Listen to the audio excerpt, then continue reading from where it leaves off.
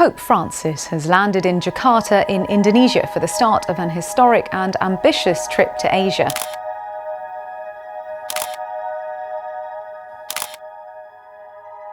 The idea of the Antichrist has haunted humanity for as long as mankind has existed. We've imagined it as a single sinister figure, a political leader, or a religious figure that will be unleashed in the last days, weaving together the past, present, and future to paint a picture of a force that might be more insidious than we ever imagined. But what if we're looking at it all wrong? What if the Antichrist isn't a person, but a force that's already creeping into our world? Join us as we explore the many interpretations of this mysterious figure, delving into biblical texts, historical events, and modern theories. Biblical foundations of the Antichrist. The Bible has long been the main source of understanding for the Antichrist. In fact, the concept is rooted deeply in the New Testament, where we first hear the word Antichrist in the letters of John. It's interesting because when we think of the Antichrist today, we often imagine a single powerful figure. But John doesn't talk about just one. In 1 John chapter 2, verse 18, John, in his writings, explained that even now many antichrists have come. This implies John didn't just talk about one person, he talked about many. Could there be more than one Antichrist? Or is this word describing a group of people who oppose everything Christ stands for? These antichrists could be anyone who tries to lead people away from the true faith, and that's where the real fear lies. What if the Antichrist isn't a single figure, but many deceivers, slowly working to erode the foundations of faith? Well, answer the question, but before we go any further into what the Antichrist looks like, or its modern-day equivalent, let us first examine who the Antichrist is according to biblical foundations. The Bible tells us that these Antichrists deny that Jesus is the Christ. In other words, they reject the very heart of Christianity, the belief that Jesus is the Son of God who came to save humanity. John, raising the standard, also warns in 1 John chapter 2, verse 22, that anyone who denies the Father and the Son is an Antichrist, suggesting that the Antichrist is a family name for a group of people who share a certain belief system. According to 1 John chapter 4, verse 3, those who share that belief system do not believe that Jesus came in the flesh. In a way, the Antichrist represents something much bigger than a person. It refers to anyone or anything that tries to tear down the foundation of the Christian faith. John's warnings, paired with Jesus' discourse on the end times in Matthew 24, tell us that false prophets will rise, performing miracles and wonders that will deceive many. These prophets could be charismatic, powerful, and even seem godly.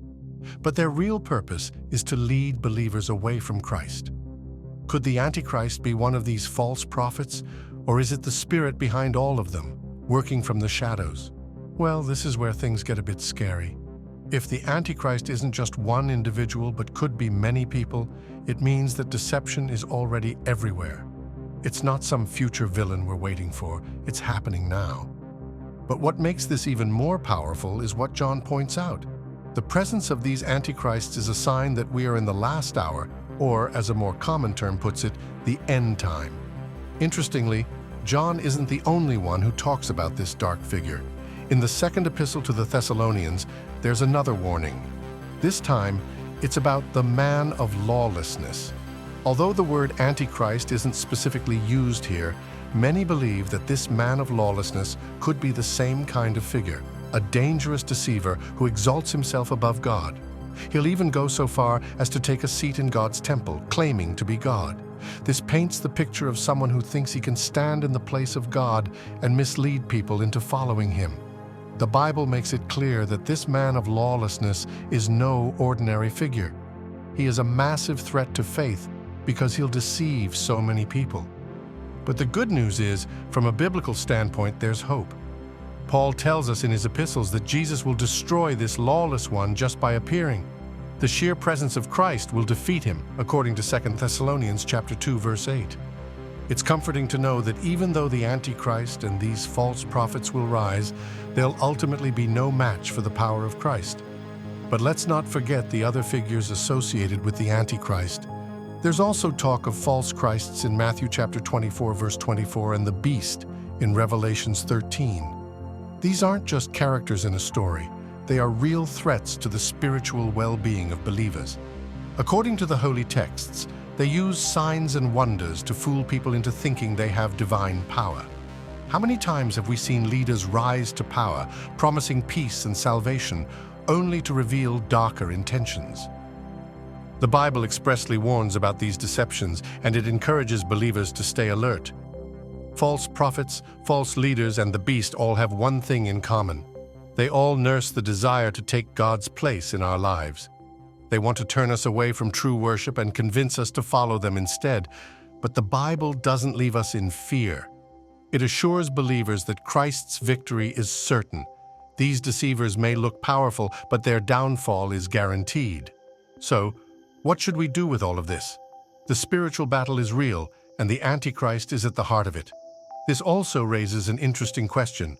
Could the Antichrist already be among us, hiding in plain sight? If John's letters are anything to go by, the Antichrist isn't just something that's coming. It's already here, working quietly, shaping minds and beliefs. Maybe the Antichrist is more subtle than we think, infiltrating the world through deception and half-truths. As we explore the Antichrist's role in modern times, we'll uncover some shocking ideas. Have we been underestimating the danger all along?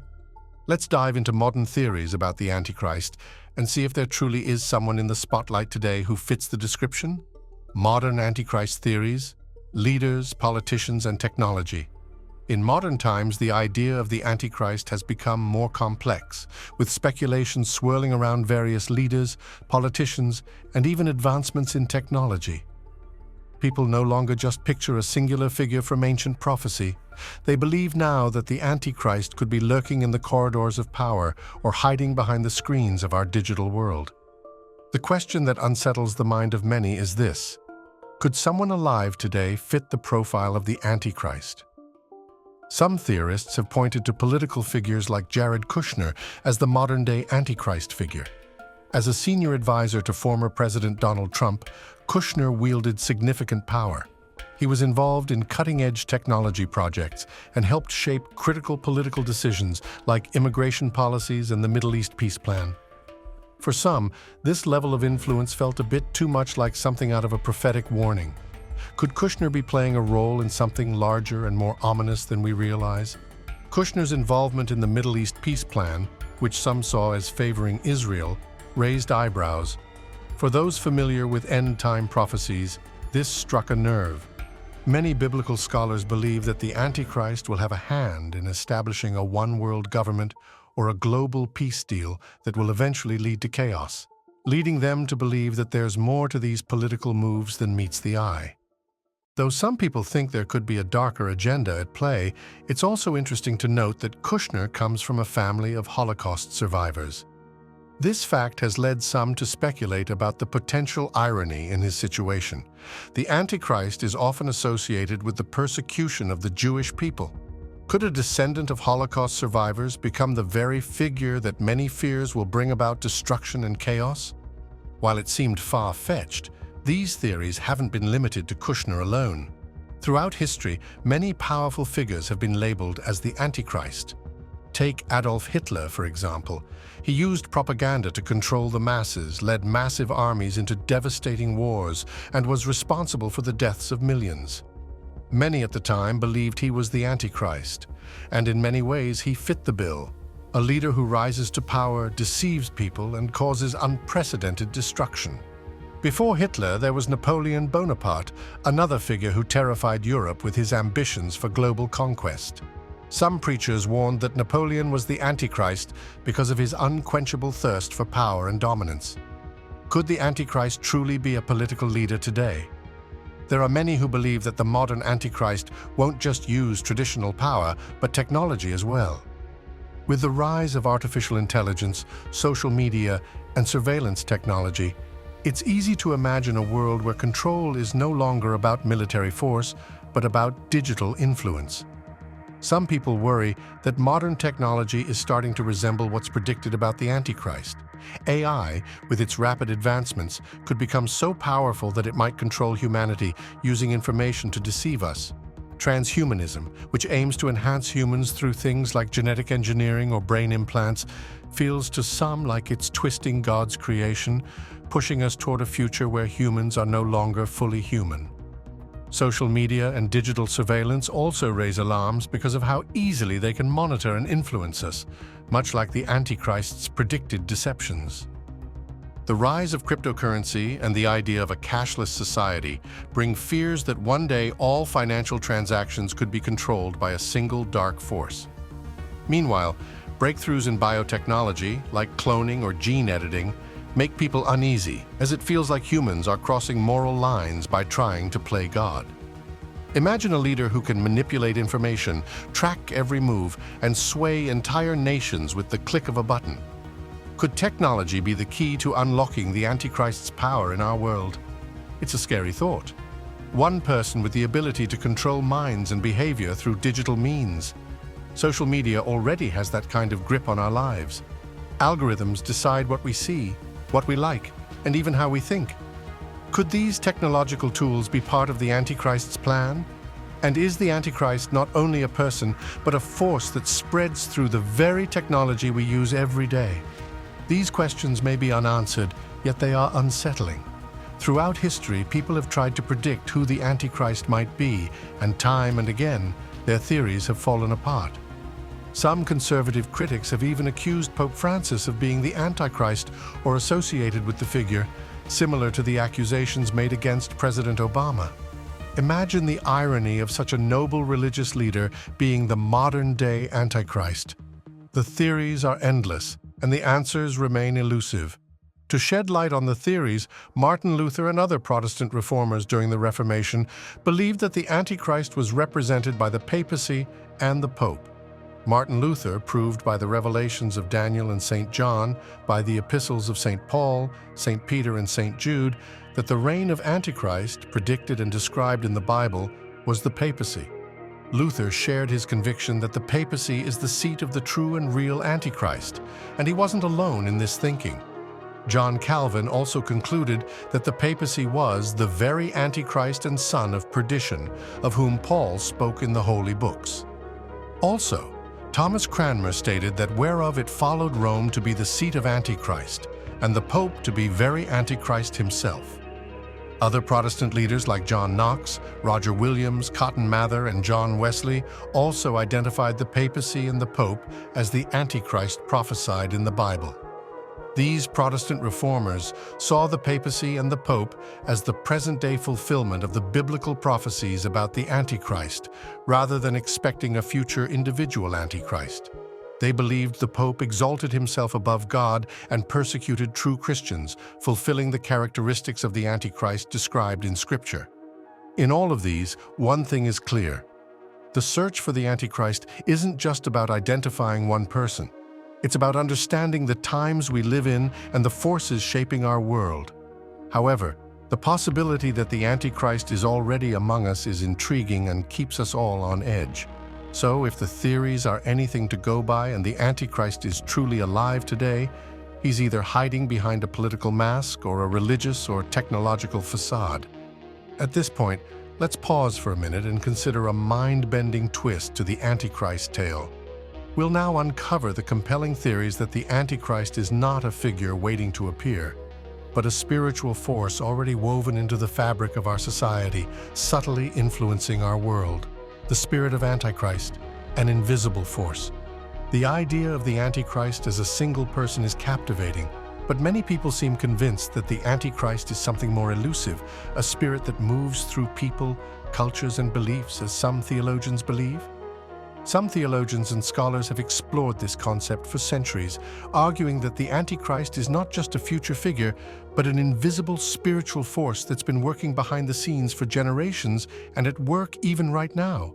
This idea, known as the Spirit of Antichrist, suggests that the force of deception and evil isn't tied to any individual, but to a broader, ongoing influence that seeps into our world over time, and theologians claim to have found clues in the Bible. Speaking of the hints the Bible gives about this, in the epistles of John, the apostle writes that the spirit of the Antichrist is anyone who denies Jesus as the Son of God.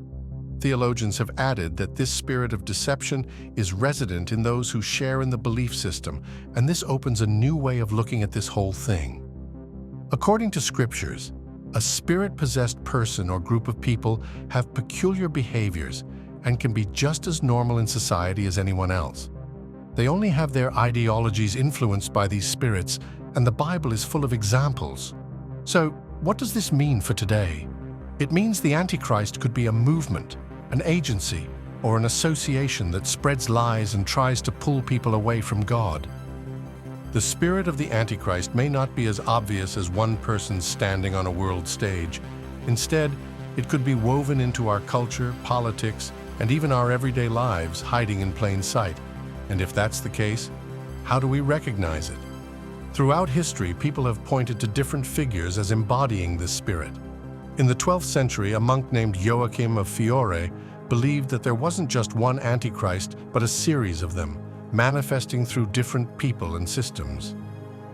Joachim of Fiore was a medieval thinker with a deep passion for understanding history through a spiritual lens. Joachim had quite a fascinating theory on the Antichrist. First, he didn't just see the Antichrist as a single villain at the end of time, like many others did during his era. Instead, Joachim believed that history was divided into three distinct ages: the age of the Father, the age of the Son, and the age of the Spirit. Each of these ages, he argued, would have its own form of the Antichrist: a political tyrant in the Old Testament era, a false religious leader in the Christian age, and a spiritual deception in the future age of the Holy Spirit. His idea was groundbreaking for its time, suggesting that the threat of the Antichrist was an ongoing, recurring force that evolved with history.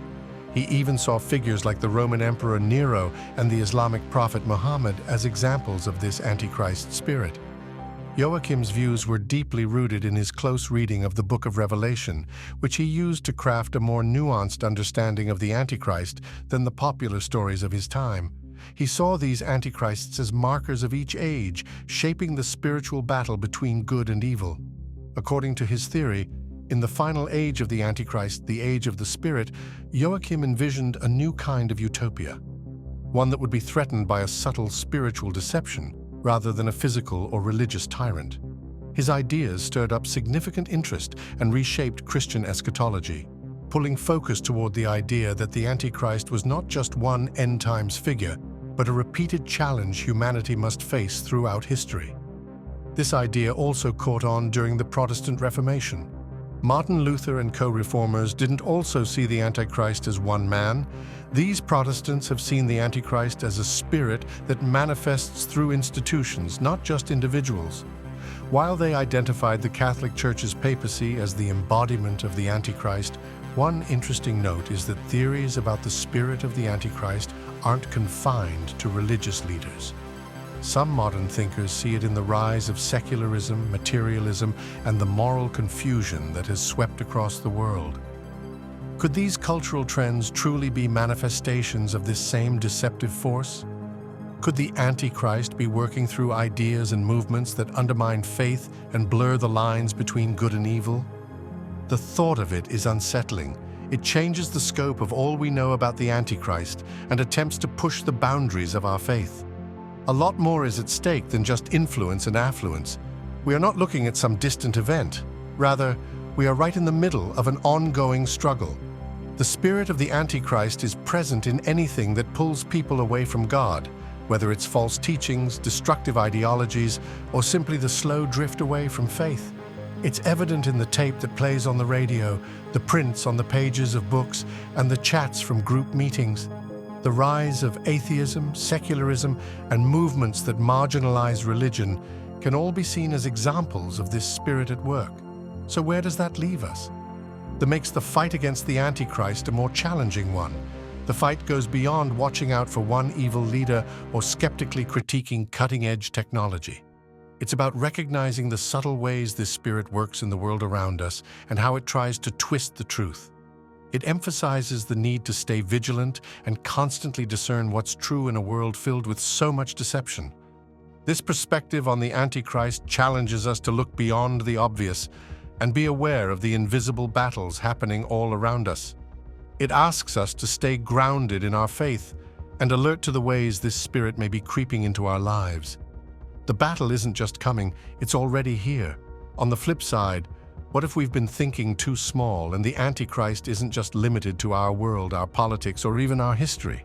Perhaps there's more at play, something beyond our earthly understanding.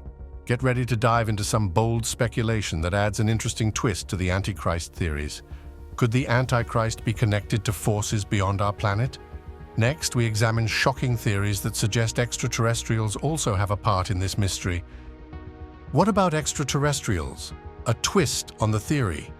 Some speculative theories suggest that the Antichrist might not be of earthly origin, but rather an extraterrestrial being. According to these ideas, this being could use advanced technology to deceive and manipulate humanity.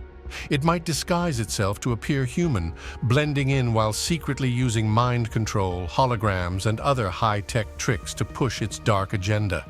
Hidden behind this clever facade, the Antichrist could lead people astray, making it seem as though an alien invasion is at play while concealing its true sinister purpose. This sounds far-fetched, but in a world where technology is advancing at an unprecedented rate, where people are more connected and yet more isolated than ever before, it really isn't that hard to imagine that the ultimate deceiver will be something we never expected. One of the key figures in this theory was Dr. Clifford Wilson, a well-known archaeologist who explored the strange world of UFOs and the paranormal back in the 1970s and 1980s. Wilson had a bold idea. He wondered if all these UFO sightings and alien abductions weren't really about creatures from outer space, but instead something darker. He believed these so-called aliens were actually fallen angels or demonic beings trying to deceive humanity. He even saw connections between UFO descriptions in modern times and certain visions in the Bible, like the mysterious wheel within a wheel in the book of Ezekiel. He suggested these could be more than just visions. Perhaps it was an ancient encounter with the same beings we're hearing about today. Building on Wilson's theory, some speculate that the Antichrist himself could be a demonic alien, masquerading as something greater than humanity. Think about it. The Bible describes the Antichrist as a world leader who rises to power quickly, impressing the masses with miraculous acts. The Bible also warns about a strong delusion that will sweep over the world, causing people to believe in the Antichrist's lies. But what if this deception comes in the form of aliens? After all, if highly advanced beings were to show up, many would likely trust them, believing that they offer wisdom and solutions beyond anything humans could achieve. An even more chilling theory is that the Antichrist could use these extraterrestrial visitors to explain away the rapture, the event in which Christians are taken from the earth. According to this idea, when millions of people suddenly disappear during the rapture, the Antichrist could claim that aliens were responsible for taking them. This explanation would mislead those left behind, diverting attention away from the biblical prophecy and convincing them to follow the Antichrist's deceptive narrative instead. Of course, all of this is just speculation. The Bible doesn't explicitly say the Antichrist will be an extraterrestrial or connected to one, but it also doesn't spell out his origins clearly. The idea that the Antichrist could be an alien-like figure is fascinating, but remains at its core an interesting theory built on pieces of scripture, strange encounters, and a bit of imagination. As we ponder these possibilities, it's crucial to approach them with care. The Bible teaches us to remain discerning and to cling to the truth in a world that may try to lead us astray with elaborate lies, whether they come from people or something else entirely. The battle against the forces of darkness isn't just an intellectual one, it's a spiritual one.